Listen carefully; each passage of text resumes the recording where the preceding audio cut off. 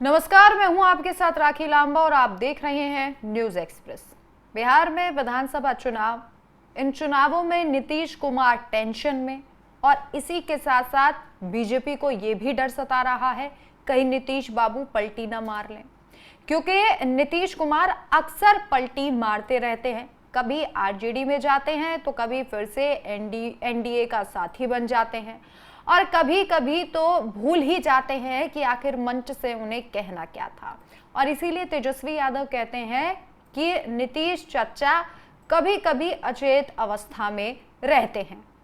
बहरहाल बिहार में विधानसभा चुनाव की चुनौती है और ये चुनौती इसलिए नीतीश बाबू के लिए काफी बड़ी हो जाती है क्योंकि अब धीरे धीरे जेडीयू के कद्दावर नेता पार्टी छोड़ रहे हैं, क्योंकि उन्हें शायद नीतीश बाबू पर भरोसा नहीं है। इतनी बार पलटी मार चुके हैं कि अब शायद अपनी पार्टी के नेता भी समझ चुके हैं कि अब नीतीश बाबू की राजनीति शायद खत्म होने के कगार पर है। जी हां, जेडीयू की एक और बड़ी नेता ने साथ छोड़ दिया है और अब कयास लगाए जा रहे हैं कि या तो जनस्वराज पार्टी वो चूज कर सकती हैं या फिर आरजेडी का दामन थाम सकती हैं। बिहार का और बाहुबलियों का रिश्ता काफी ज्यादा पुराना है और जब ये बाहुबली और इनका परिवार राजनीति में कूदा तो जीत भी हासिल की और ऐसी शानदार जीत हासिल की जो इतिहास के पन्नों में दर्ज हो गई। ऐसा ही एक नाम है पूर्व विधायक जेडीयू से मीना द्विवेदी जी का। मीना द्विवेदी जी ने जेडीयू का साथ छोड़ दिया ये कहते हुए कि यहां पर उनके समर्थकों की और उनकी उपेक्षा की जा रही है, नजरअंदाजी का उनको सामना करना पड़ रहा है, उनकी बातों को नजरअंदाज किया जा रहा है और इसी वजह से मीना द्विवेदी ने साथ छोड़ दिया है जेडीयू का। यह सीएम नीतीश कुमार और उनकी पार्टी जेडीयू के लिए बहुत बड़ा झटका है क्योंकि बहुत करीबी मानी जाती हैं। मीना द्विवेदी बाहुबली परिवार से आती हैं, पूर्व विधायक रही हैं। चुनाव से पहले पार्टी छोड़ने के इस फैसले ने अब राजनीतिक गलियारों में चर्चाएं तेज कर दी हैं कि ऐसा क्या हुआ जो उन्होंने पार्टी का दामन जो है वो छोड़ दिया।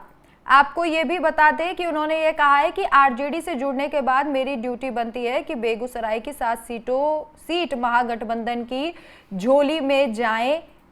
कई इससे पहले जिन्होंने साथ छोड़ा है, कई ऐसे बाहुबली नेता हैं जो अभी तक साथ छोड़ चुके हैं और आरजेडी का दामन थाम चुके हैं। बोगो सिंह हैं, उन्होंने आरजेडी का दामन जब थामा था तब उन्होंने ये कहा कि आरजेडी से जुड़ने के बाद उनकी ड्यूटी है कि बेगूसराय की 7 सीटें महागठबंधन की झोली में जाएं। और अब एक और बाहुबली परिवार से जो है मीना द्विवेदी, उन्होंने जेडीयू का साथ छोड़ दिया है।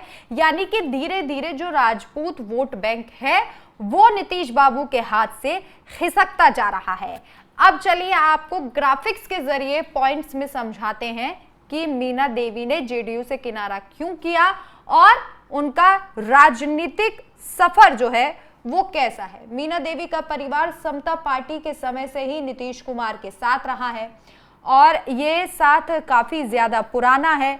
इसके साथ ही आपको बता दें इनके परिवार से 3 विधायक गोविंदगंज विधानसभा क्षेत्र से चुने गए हैं और ये बहुत करीबी है। आज भी गोविंदगंज में मीना द्विवेदी की मजबूत पकड़ बताई जाती है, काफी मजबूत पकड़ जो है वो इनकी है। अब आगे जो हम आपको डेटा देंगे उसमें बताते हैं कि 1995 में देवेंद्र नाथ दुबे, 1998 में भूपेंद्र नाथ दुबे और 2005 से 15 तक मीना द्विवेदी ने यहां से विधानसभा में प्रतिनिधित्व किया है, यानी कि विधायक भी रही हैं और इनके परिवार का जो है ये गढ़ रहा है।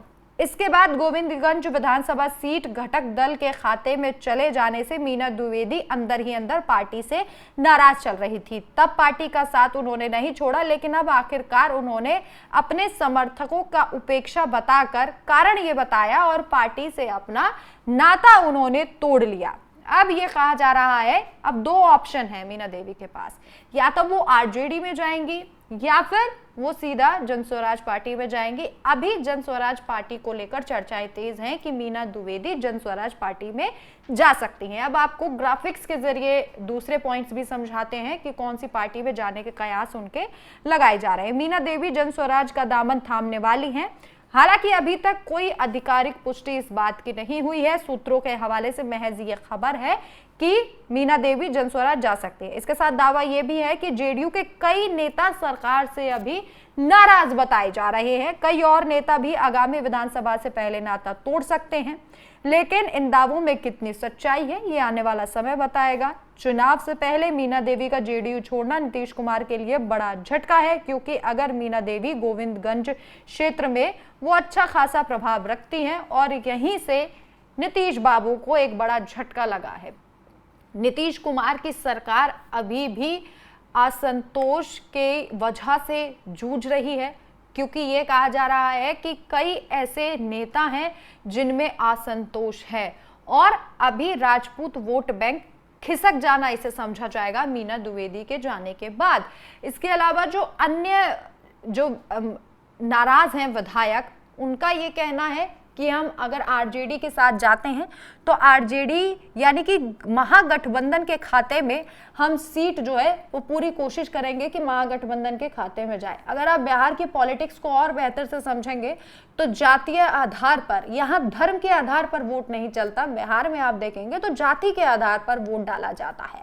ऐसे में राजपूत वोट बैंक खिसका नजर आ रहा है। नीतीश कुमार अकेले पड़ते हुए नजर आ रहे हैं, क्योंकि कई लोग जो है वो साथ छोड़ने का मन बना रहे हैं। सियासी सयाने कह रहे हैं कि राहुल गांधी की जो यात्रा थी उसने भी लोगों का मन बदला है कि भैया अब जो है वो महागठबंधन की हवा चल रही है। इसके अलावा मीना द्विवेदी जैसा कह रही हैं कि ये एक तरीके से नीतीश कुमार पर अहंकार का आरोप है कि भैया हमारी नहीं सुनी जाती, हमारे समर्थकों की नहीं सुनी जाती, और शायद अब बिहार की राजनीति अब इसी दिशा में जा रही है कि अब नीतीश बाबू को टाटा बाय बाय करना पड़ेगा। हालांकि उनकी कुर्सी का मोह इतना ज्यादा है कि वो सीएम पद नहीं छोड़ना चाहते, चाहे वो किसी भी पार्टी के साथ गठबंधन कर ले।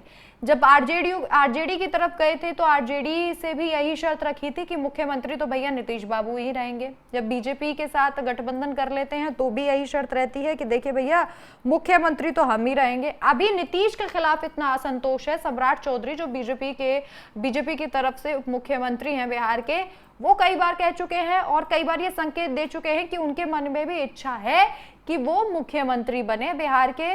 बीजेपी उन्हें एक फेस के तौर पर देखे। हालांकि अभी तक नीतीश बाबू का नाम ही सामने आ रहा है। वहीं अगर बात महागठबंधन की कर लें तो तेजस्वी यादव जो है, अभी तक क्लियर तो नहीं हुआ है कि बिहार में जीत हुई तो कौन सीएम चेहरा होगा, लेकिन हाँ तेजस्वी यादव को सीएम की तरह बिहार की जनता देख रही है, क्योंकि जो पोल्स वहां से आ रहे हैं, जो रिपोर्ट्स आ रही हैं, वो साफ तौर पर यही कह रही हैं कि हम तेजस्वी यादव को सीएम के तौर पर देखते हैं। एक एक करके जैसे पार्टी बीजेपी, एनडीए, जेडीयू वहां पर टूट रही है बिहार में, उससे लग रहा है कि राहुल की यात्रा का इफेक्ट तो देखिए बिल्कुल जरूर हुआ है। और बिहार में यूपी की तरह ही बिहार की राजनीति में भी बाहुबलियों का वर्चस्व रहा है, दबदबा रहा है।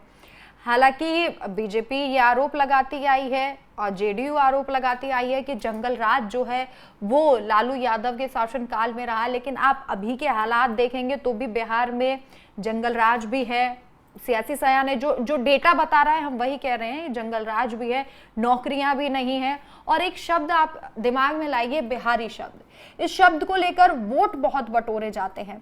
प्रधानमंत्री नरेंद्र मोदी पहुंचते हैं तो बिहारियों की बात करते हैं, महागठबंधन का कोई भी सदस्य पहुंचता है तो बिहारियों की बात करते हैं। यहाँ तक कि पंजाब में भी बिहारियों के नाम पर वोट मांगे जाते हैं। बिहार का रहने वाला आदमी मजदूरी करता है और दूसरे शहरों में आकर कमाता है, अपनी मेहनत से कमाता है, लेकिन फिर भी उन्हें उपेक्षा की नजरों से देखा जाता है। सवाल नीतीश कुमार से यह भी किया जाता है कि आपने बिहारियों के लिए क्या किया कि आज भी बिहार का व्यक्ति बिहार में रहकर नहीं कमा सकता, उसे दूसरे प्रदेश में जाना पड़ता है। और इसी वजह से नीतीश बाबू जो है वो लपेटे में आते दिखाई देते रहे हैं। धीरे धीरे करके लोग, जनता उनका साथ छोड़ रही है, क्योंकि कई पॉइंट्स ऐसे हैं जहां पर जनता भी नीतीश बाबू से नाराज है। एक तो नीतीश बाबू को लेकर क्रेडिबिलिटी जनता में बिल्कुल खत्म सी हो गई है, क्योंकि वो कभी भी किसी भी पाले में चले जाते हैं, उन्हें अपनी कुर्सी से बड़ा प्यार है। इसके अलावा कुछ सियासी सयाने ये भी कहते हैं कि नीतीश बाबू हर बार इसलिए जीत जाते हैं क्योंकि जनता के पास कोई दूसरा ऑप्शन नहीं है। लालू यादव के समय में इतना ज्यादा जंगल राज देख लिया गया, महिलाएं सुरक्षित नहीं थी, रोजगार तो तब भी नहीं था, घोटाले भी हुए थे, और इसीलिए ये कहा जाता है कि अब बीजेपी के पास, बीजेपी के अलावा, नीतीश बाबू के अलावा कोई जनता के पास दूसरा ऑप्शन नहीं होता, इसीलिए नीतीश बाबू के फेस पर वोट डाल दिया जाता है। लेकिन अब हालात बदलते हुए नजर आ रहे हैं, क्योंकि ये कहा जा रहा है कि हाथ ने हालात बिहार के बदल दिए हैं। हालांकि देखना होगा कि कितने हालात बदले हैं, लेकिन जैसे जैसे एक एक करके जो नेता हैं वो नीतीश बाबू से किनारा कर रहे हैं। इस पर आपकी क्या राय है? कि आपको भी लगता है कि आने वाला समय नीतीश बाबू के लिए टफ साबित होगा, बेहद कमजोर पार्टी हो जाएगी? आप अपनी राय हमें कमेंट करके जरूर बताएं। नमस्कार।